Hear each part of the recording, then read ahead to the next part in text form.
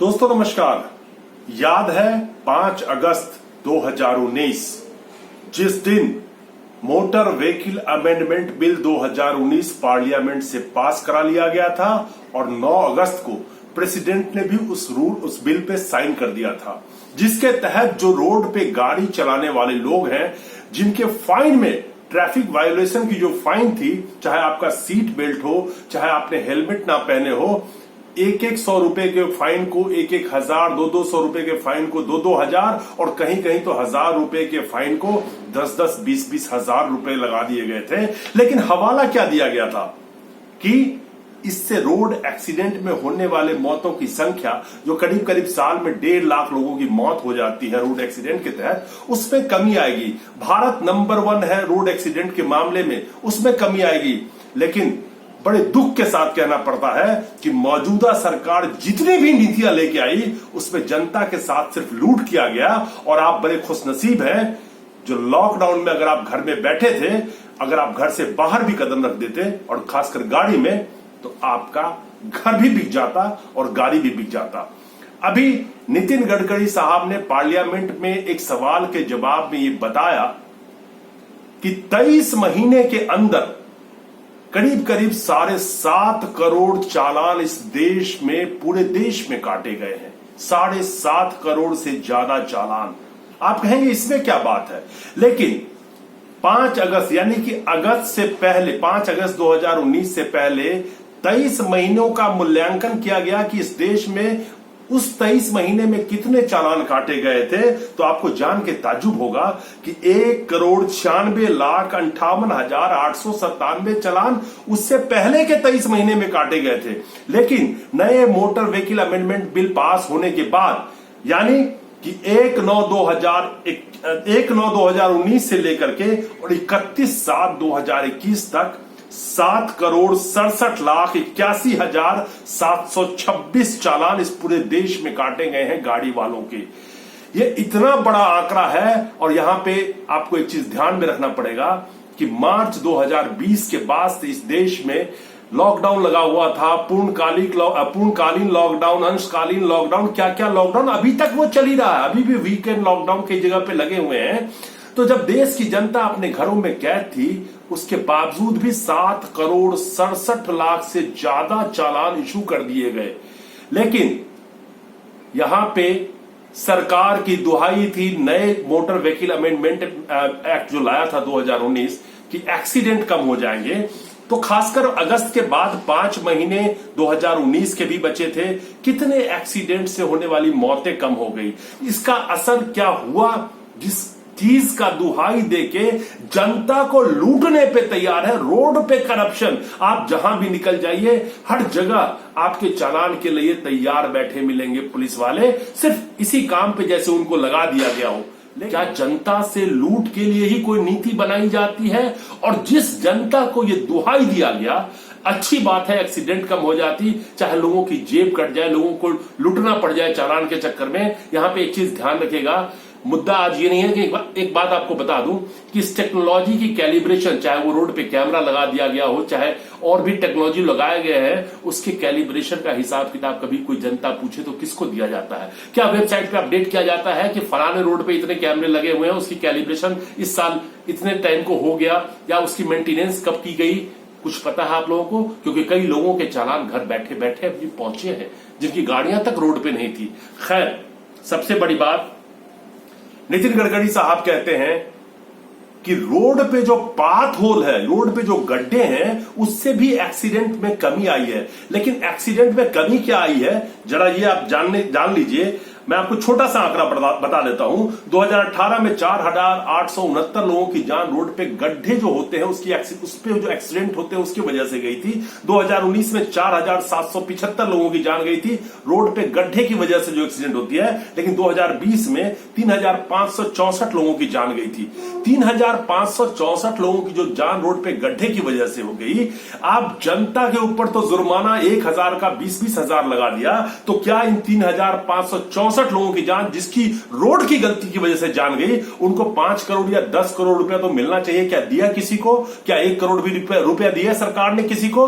नहीं दिया होगा, लेकिन इसमें भी मत रहिए। आज इस सच्चाई को जानने की कोशिश करते हैं कि 2019 के अंदर में जब मोटर व्हीकल अमेंडमेंट बिल 2019 लागू कर दिया गया और जिसके तहत जनता पे एक्सॉर्बिटेंट फाइन यानी कि 1000 का 10,000, 100 का 2,000, 100 का 5,000 कर दिया गया और वसूली अपने चरम पे है। अगर 7,67,00,000 जो चालान इशू किए गए, जो दर्शाता है कि पूरा महकमा इसी काम में लग गया है, जबकि इस दरमियान लॉकडाउन था। और अगर देश में लॉकडाउन नहीं होता तो यकीन मानिए ये 7 करोड़ नहीं 70 करोड़ चालान इशू कर चुके होते, क्योंकि जनता से क्या वसूली ही मकसद है इन कानूनों का। ये मैं इसलिए कह रहा हूं कि जब 1,96,00,000 चालान काटे गए थे इसी दरमियान 23 महीने में पीछे, तो ये नियम लागू करने के बाद क्या सिर्फ वसूली पे उतारू हो गए? क्या और कोई रास्ता नहीं था कि एक्सीडेंट कम हो? और क्या इसको लागू कर देने से रोड पे एक्सीडेंट कम हो गए? इसका भी जवाब इन्हीं के वेबसाइट पे है। लेकिन यहां पे तो झूठ बोलो, बार बार बोलो। आपको सुन के ये ताज्जुब होगा कि इन एक्सीडेंट के आंकड़ों में भी बहुत बड़ा अंतर, एनसीआरबी का डेटा कुछ और कहता है और मिनिस्ट्री ऑफ रोड ट्रांसपोर्ट का डेटा कुछ और कहता है। अगर आप 2019 की हमसे बात करें एक्सीडेंट की, तो वहीं पे रोड एक्सीडेंट के तहत एनसीआरबी की आप साइट पे जाएंगे तो उनका डेटा कुछ और कहता है। वहीं पे एमओआरटीएच की आप साइट पे जाएंगे, ministry of road transport and highway के साइट पे, तो नितिन गडकरी जी का मंत्रालय अपने गुणगान की बातों के चक्कर में कुछ और कह रहा है। मैं इसलिए गुणगान की बात कर रहा हूं कि दोनों सरकारी डेटा अलग अलग कैसे हो सकता है। अब आप एक छोटा सा उदाहरण देता हूं, आपके सामने है ये। 2015 में 5,01,423 एक्सीडेंट होते हैं, रोड एक्सीडेंट की बात कर रहा हूं। 2016 में 4,80,652। चलिए 2018 का डेटा से कंपेयर ही करते हैं। 2018 में 4,67,044 रोड एक्सीडेंट होते हैं, जो वहीं पे 2019 में 4,49,002 एक्सीडेंट होते हैं। और एमओआरटीएच की ये आंकड़े कह रही है कि इसमें, क्योंकि 5 महीने अगस्त 2019 में लागू हो गया था, दिसंबर तक का ये डेटा है, कैलेंडर ईयर की बात कर रहे हैं, कहते हैं माइनस यानी कि 3.86% की कमी आई है। वहीं पे 2018 में रोड एक्सीडेंट से मरने वालों की संख्या 1,51,417 बता रहे हैं और 2019 में 1,51,113 बता रहे हैं। ये एमओआरटीएच की डेटा बता रही है, जिसके तहत ये कह रहे हैं कि 0.20% की मात्र कमी आई डेथ में। लेकिन इन आंकड़ों की सच्चाई, जहां सा आप एनसीआरबी का डेटा क्या कहती है उसको देखिए। एनसीआरबी की डेटा वहीं 2019 के हम एक्सीडेंट की बात करें तो वो कह रही है कि 1,54,732 लोगों की मौत रोड एक्सीडेंट में हुई है। तो ये 3,000 लोगों का जो मौत है रोड एक्सीडेंट में, वो कहां चले गए इनके डेटा से? इसका जवाब कौन देगा? और फर्क है तो ये फर्क क्यों है? वहीं पे एनसीआरबी की डेटा कहती है कि रोड एक्सीडेंट में -1.8% की कमी आई है, जबकि एमओआरटीएच की डेटा कुछ और आंकड़ा 3% से ज्यादा की बात कर रही है। वहीं पे एमओआरटीएच की डेटा में एक बात बहुत अहम बताई गई है कि जो मौतों का आंकड़ा है 2019 में रोड एक्सीडेंट में, उसमें 1.3% की वृद्धि हुई है। वहीं पे एमओआरटीएच की डेटा कहती है कि 0.2% की कमी आई है। ये दोनों ही सरकारी आंकड़े हैं। इसमें एक चीज और जानना जरूरी है कि किस तरह से मौतों के आंकड़े, जो रोड एक्सीडेंट में मौतों का आंकड़ा है, उसको किस तरह से आप देखेंगे। एनसीआरबी की डेटा स्टेट वाइज, मैं कुछ स्टेट के मैप में आपको दिखा देता हूं, जो एनसीआरबी का है और जो एमओआरटीएच का है। देखिए किस तरह से दोनों में फर्क है। अब जरा पहले एनसीआरबी ने जो दर्शाया है नक्शे के मार्फत से कि स्टेट या यूटी में कितने मौतें हुई हैं राज्य दर रोड एक्सीडेंट में, वो जरा देखिए। और फिर एमओआरटीएच का मैप दिखाऊंगा कि उसमें कितने का फर्क है। तो ये हजारों लोगों का जो फर्क है, वो लोग कौन थे जो रोड एक्सीडेंट में मर गए, जिनकी आंकड़ा तक भी नहीं है एमओआरटीएच के पास में। खैर, एनसीआरबी का आंकड़ा कहता है उत्तर प्रदेश में 23,285 लोगों की रोड एक्सीडेंट में मौत हुई। मध्य प्रदेश में 11,856 लोगों की मौत हो गई। महाराष्ट्र में 14,608 लोगों की मौत 2019 के अंदर में रोड एक्सीडेंट में हुई। राजस्थान में 10,563 लोगों की मौत हुई रोड एक्सीडेंट में। अब इन्हीं आंकड़ों का, अब एमओआरटीएच का वो मैप आपको दिखाता हूं, वो क्या कहते हैं। अब ये रहा एमओआरटीएच का नक्शा जिसके तहत में राज्यवार रोड एक्सीडेंट का आंकड़ा दिखाया गया है। अब देखिए कितने का फर्क है उसमें। MORTH कहती है उत्तर प्रदेश में रोड एक्सीडेंट में 22,665 लोगों की मौतें हुई। पुराना आंकड़ा NCRB का कुछ और कह रहा है। मध्य प्रदेश में 11,249 लोगों की मौतें हुई। महाराष्ट्र में 12,788 लोगों की मौत हुई। गुजरात में 7,390 लोगों की मौत हो गई। राजस्थान में 10,563 लोगों की मौत हो गई रोड एक्सीडेंट में 2019 के अंतर में। तो ये जो आंकड़ों में हजारों लोगों का फर्क है जिनका आंकड़ा ही नहीं है MORTH में, वो कहां चले गए। लेकिन जरा सा एक अंदाजा आप लगाइए बस कि 7,67,00,000 जो चालान काटे गए, जो पूरे देश में जब लॉकडाउन था, अगर पूरे देश की जनता जैसे नॉर्मल टाइम में रोड पे होती तो करीब करीब 70 करोड़ लोगों के पास वो चालान होते। यानी कि हर गाड़ी वाले के पास 2-4 चालान तो पहुंच ही गए होते। क्या आप समझ सकते हैं कि जब रोजी नहीं है, रोजगार नहीं है, लोग रोड पे जाएं तो जाएं कहां। उसके बावजूद भी 7,67,00,000 चालान, और उससे पहले के 23 महीने में मात्र 1,96,00,000 चालान। यानी कि इतनी बड़ी बढ़ोतरी और इतना बड़ा जो फाइन लगा दिया गया, क्या जनता से वसूली का सिर्फ इसको साधन बना लिया गया है। लेकिन जिस पर्पस के लिए, जिस नीति के तहत इसको लाया गया था, जनता के अंदर में ये कहा गया था कि रोड एक्सीडेंट ज्यादा होते हैं, रोड एक्सीडेंट में मौतें ज्यादा होती है, उसको कम करने के लिए हमने ये लाया है। तो उससे एक्सीडेंट में मौतें कहां कम हुई। 2019 में 5 महीने 2019 के इन कानून के साथ लोगों ने लंबे चौड़े फाइन भरे।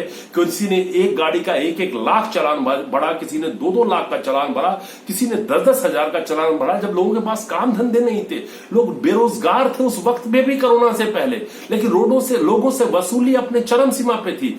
तो ये जो नीति लाई गई और जनता को कहा गया कि इससे रोड एक्सीडेंट में मौतें कम हो गई, तो मौतें कहां कम हो गई।